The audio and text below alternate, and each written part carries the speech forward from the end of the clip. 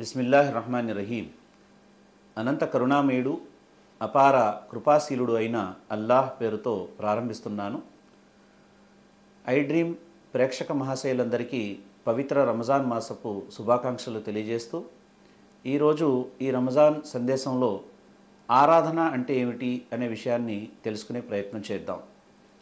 దివ్య ఖురాన్ గ్రంథంలో సృష్టికర్త అయినటువంటి దైవం అంటున్నాడు, వమా ఖలక్తుల్ జిన్న వల్ ఇన్సా ఇల్లా లియాబుదూన్. మేము మానవులను పోలిన జిన్నులను కేవలం మా దాస్యం కొరకు, అంటే మా ఆరాధన కొరకు మాత్రమే పుట్టించాము అని తెలియజేశాడు. అయితే చాలామంది ఆరాధన అనేటువంటి పదం అరబిక్లో ఇబాదత్ అనే పదంతో అనువాదం చేయబడింది. అయితే ఇబాదత్ అనే పదానికి ఉన్నటువంటి విస్తృతమైనటువంటి అర్థం తెలియని కారణంగా ఆరాధన అని మనం తెలుగులో అనువాదం చేసుకున్నప్పటికీ ఆరాధన అనేటువంటి ఈ మాటలో కూడా విస్తృతమైనటువంటి అర్థం తెలియని కారణంగా మనం చాలా వరకు పొరపాటు చేసే పరిస్థితి ఏర్పడింది. ముఖ్యంగా దివ్య ఖురాన్ గ్రంథంలో ఆరాధన అంటే ఇబాదత్ అనే పదానికి ఎన్ని అర్థాలు చెప్పబడ్డాయో మనం చూద్దాం. మొదటిది ఇబాదత్ అంటే ఉపాసన, ఆరాధన. రెండవది విధేయత మరియు ఆజ్ఞాపాలన. మూడవది దాస్యం మరియు బానిసత్వం. ఇక్కడ చాలా స్పష్టంగా మూడు అర్థాలు, విస్తృతమైన అర్థాలు చెప్పబడ్డాయి.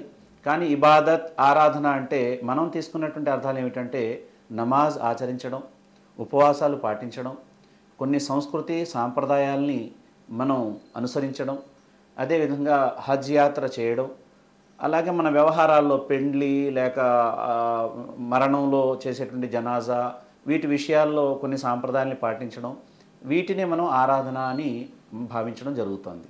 వాస్తవానికి ఆరాధన అంటే ఇస్లామియా కోణంలో దివ్య ఖురాన్ వెలుగులో అర్థం ఏమిటి అంటే, ఒక వ్యక్తి మాతృగర్భంలో పడినప్పటి నుంచి మట్టి గర్భంలో కలిసిపోయే వరకు కూడా దైవ ఆదేశాలకు అనుగుణంగా, దైవ ప్రవక్త ముహమ్మద్ సల్లల్లాహు అలైహి వసల్లం వారి సాంప్రదాయానికి అనుగుణంగా జీవితం గడపడాన్ని ఆరాధన అంటారు.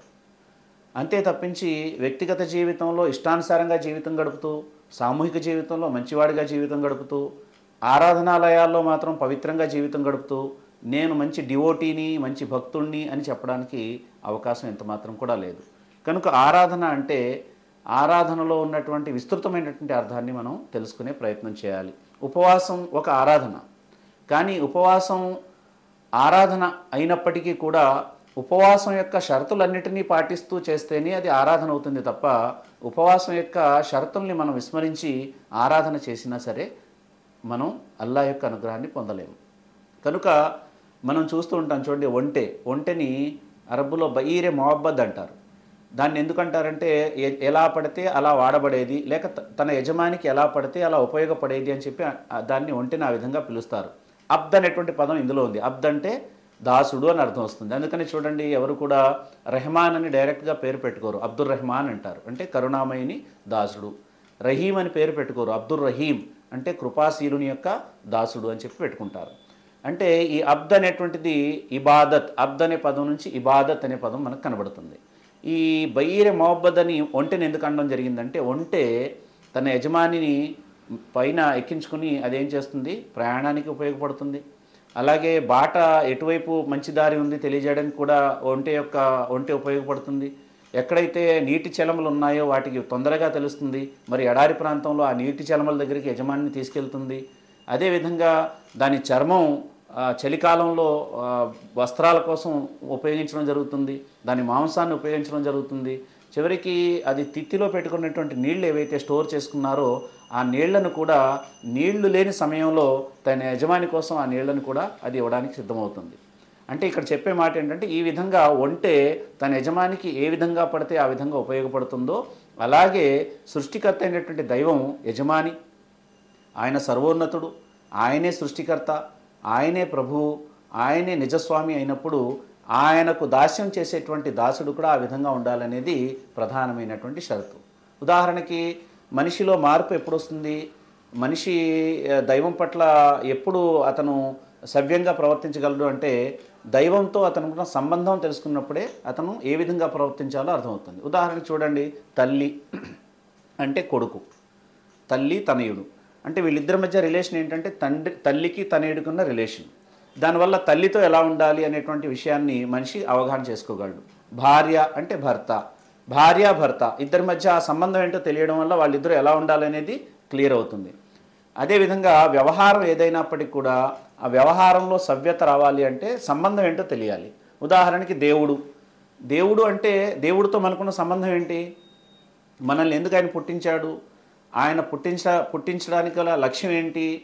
ఆయన మనకు దేవుడు అంటే ఏ విధంగా దేవుడు అనే విషయాల యొక్క ఆ సంబంధం యొక్క అవగాహన మనకు అర్థమవుతే ఏమవుతుందంటే మన ఆచరణలో కూడా మార్పు వస్తుంది. రెండు విషయాలు ప్రస్తావిస్తాను. మొదటిది, దేవుడు క్రియేటర్, ఆయన సృష్టికర్త. అంటే మనమెవరం? సృష్టి రాసులం. ఇప్పుడు మనకి ఆయనకున్న సంబంధం ఏంటంటే ఆయన సృష్టికర్త కనుక మనం సృష్టి రాసులం కనుక మనకి ఆయనకు ఉన్న సంబంధం ఏంటంటే ఆయన సృష్టికర్త. దేనికి సృష్టికర్త ఆయన? మళ్ళీ ఇదొకటి. అందులో ఏంటంటే ఆయన నాకు సృష్టికర్త, మీకు సృష్టికర్త, మనం అనుభవించేటువంటి పంచభూతాలకు కూడా ఆయనే సృష్టికర్త. మనం అనుభవించే ఈ గాలి కానీ లేక అతి చిన్న వస్తువు అయినప్పటికీ కూడా ఆయనే సృష్టించాడు తప్ప మరెవరూ దాన్ని సృష్టించలేదు. మనిషి సృష్టి నుంచి ప్రతి సృష్టి చేయగలడు, కానీ కొత్త సృష్టిని మనిషి ఎంత మాత్రం కూడా తీసుకురాలేడు. ఈ అవగాహన ఎప్పుడైతే మనకు వస్తుందో అప్పుడు ఆయనే నా సృష్టికర్త కాబట్టి, నా జీవితానికి నా సర్వస్వానికి ఆయనే క్రియేటర్ కాబట్టి, నేను అనుభవించే వనరులన్నిటికీ కూడా ఆయనే క్రియేటర్ కాబట్టి, నా ఒబీడియన్సీ అంటే విధేయత అనేటువంటి పనిని నేను ఆయన పట్లే కలిగి ఉంటాను. అంటే ఈ విధంగా ఎదుటి వారితో మన సంబంధం ఏంటో ఎప్పటివరకు తెలియదో మన వ్యవహారం కూడా మనకు స్ట్రైక్ అవ్వదు. కనుక దేవుడు అంటే ఏదో దేవుడు పుట్టించాడట, సృష్టికర్త అంట, ఒకడంట అనే భావన కాదు. ఆయన నాకు సృష్టికర్త, ఈ అన్ని వనరుల్ని ఆయన నాకు కల్పించాడు, ఆయనే నాకు సృష్టికర్త కాబట్టి నా విధేయత అనేది నేను ఆయనకే పాటిస్తాను. ఇది ఆరాధన. ఇస్లాం అంటే కూడా విధేయత అని అర్థం అండి. ముస్లిం అంటే విధేయుడు అని అర్థం అదే అనమాట. అలాగే రెండవది, ఆయన యజమాని. He is a owner of the creation. మొత్తం యూనివర్స్ అన్నిటికీ కూడా ఓనర్. అయితే ఆయన ఓనర్ అయితే దేనికి ఓనరు అంటే ఈ విశ్వంలో ఉన్నటువంటి సూక్ష్మం నుంచి బ్రహ్మాండం వరకు ఉన్న ప్రతిదానికి ఆయనే యజమాని.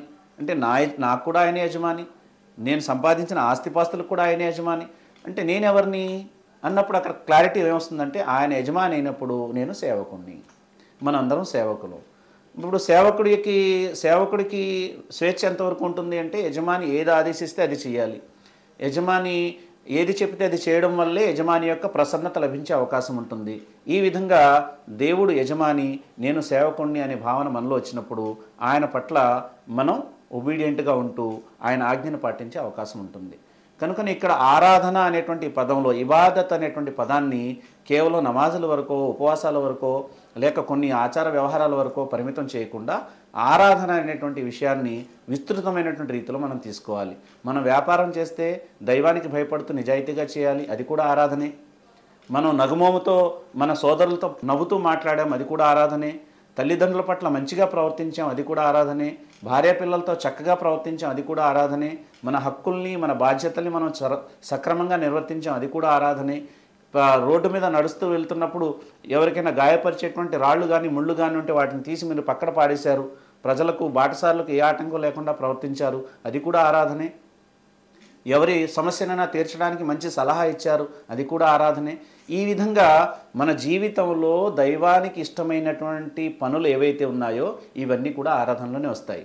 మరి నమాజ్, రోజా, హజ్, జకాత్ ఎందుకండి రఫీక్ గారు అని మీరు అడగొచ్చు. ఇవన్నీ ఎందుకంటే మనల్ని ఆ విధంగా మార్చడానికి అవి శిక్షణాంశాలు. నమాజ్ చదువుతున్నాం కానీ మన జీవితంలో ఏ ఆచరణలో కూడా మార్పు రాలేదు అంటే ఆ నమాజ్ మనం దాని స్పిరిట్ ప్రకారం చదవడం లేదని అర్థం. ఉపవాసం పాటిస్తున్నాం, మనలో పరివర్తన రాలేదు అంటే ఉపవాసాన్ని దాని స్పిరిట్ ప్రకారంగా, దానికి సంబంధించిన కాన్సెప్ట్ ప్రకారంగా మనం అర్థం చేసుకుని ఉపవాసం పాటించడం లేదని అర్థం. కనుక ఇక్కడ ఈ ఆరాధనలన్నీ కూడా చేయాల్సిన పని ఏంటంటే అల్టిమేట్ లక్ష్యం ఏంటంటే దైవ ధర్మాన్ని దైవదాసుల వరకు చేరవేయడం, దైవధర్మం ప్రకారంగా జీవితం గడిపేలా సమాజాన్ని మేల్కొల్పడం, అలాగే మన జీవితంలో మనం కూడా విప్లవాత్మకమైనటువంటి మార్పుని ఆహ్వానించి ఒక ఆదర్శవంతమైన జీవితంగా మనగలగడమే ఆరాధన. మరి ఉపవాసాల ద్వారా ఆరాధన యొక్క నిజమైనటువంటి కాన్సెప్ట్ని తెలుసుకుని ఆచరించేటువంటి పరిస్థితి మనలో రావాలి. సృష్టికర్త అయిన దైవం మీకు, నాకు, మనందరికీ కూడా ఆరాధన, ఇబాదత్ అంటే ఏంటో తెలుసుకుని దాని ప్రకారంగా ఆచరించే భాగ్యాన్ని కలిగించుగాక. వస్సలాం వాఖిరుద్దావన అల్హమ్దులిల్లాహి రబ్బిల్ ఆలమీన్.